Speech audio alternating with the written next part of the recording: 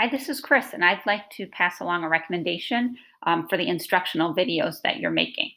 You might be wondering if students are actually watching the videos that you're making in Screencastify, and if they're watching, are they understanding the new content that you're presenting? One way to get this information is to bring your videos from Screencastify into Edpuzzle so you can see that the students have actually watched the whole video. And you can also embed your own questions into the video to check for understanding while they're watching the video. And you'll receive the student responses to inform your instruction. So I'll walk you through the steps that you can do to make this happen. So you can see right here that I just finished making a video in Screencastify about adding fractions with unlike denominators.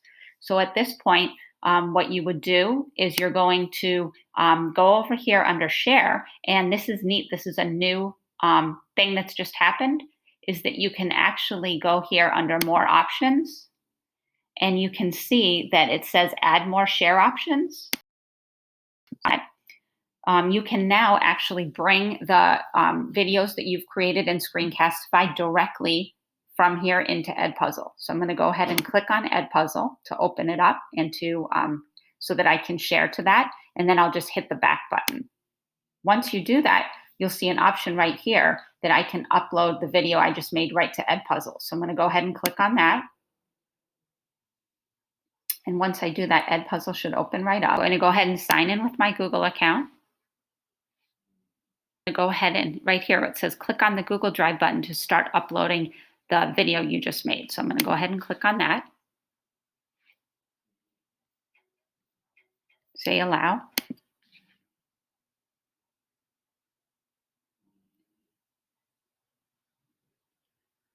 Okay, and now you can see right here that the video that I made is now in my content.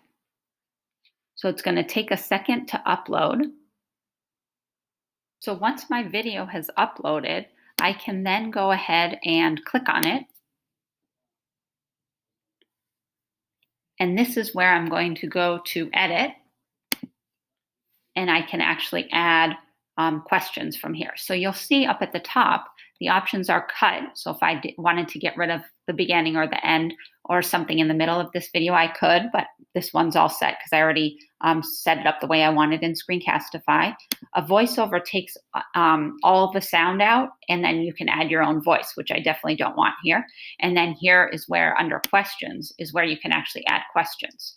So what I'm going to do is show you, let's say that I want the students to actually type in the answer to this problem that I was working on. So I'm going to move my scroller here and try to figure out where I have it ready for them to put in their answers. So that seems good.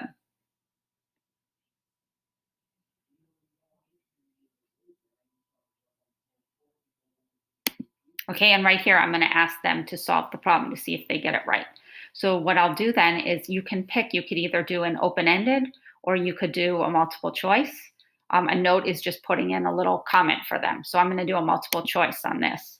Okay, and I'm going to say, what is the answer to this problem? And then what's really nice is that Edpuzzle actually has equation editor built into it, so you can make fractions. So let's say that I want to put one answer possibility is I'll do 4/9. So if I click on this insert equation and then I go to a fraction, I can put in 4/9, 4/9. And then there's a little preview there. That looks good to me. I'm going to hit OK. Okay, and that's not the right answer, so I'm going to click on this little X. Okay, then I'll put in, let's do the right answer here, which is 19/20. So I'm going to go here. 19/20.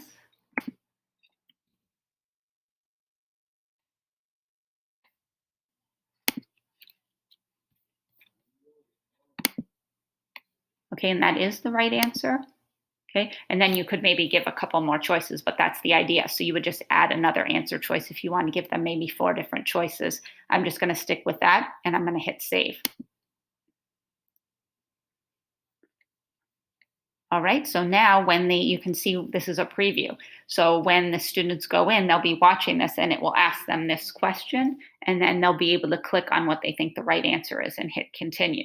So this is the exact process you would use. You would just keep asking questions and moving over throughout the video and maybe getting a few questions in here. So once you're done and you're happy with the way that this looks, you're going to go ahead and click on finish. And then the last step is just to assign this to your students. So what you're going to do now is you're going to click on assign. You'll pick a class. So here's a test class that I have. Okay. And then you'll click on, I wouldn't worry about this. You definitely want to prevent them from skipping in the video. And that's good. We're not going to post right now in Google Classroom. We're going to get a link. If you hit post right now, it will post in there and there's no way to schedule it. So I'm going to go ahead and click assign. And once I've done that, I'm going to do share assignment. And then I'm just going to get the link to the assignment. And from there, so I'm going to copy this. And then I'm going to go ahead and I'm going to go into Google Classroom, make a new assignment, and I'm going to put that link as the assignment. This way I can schedule that assignment. And like I said, this will be great because students will be watching your video, and then they'll also be, it'll be tracking that they've watched the entire thing and giving you the answers to the questions that you put in Edpuzzle.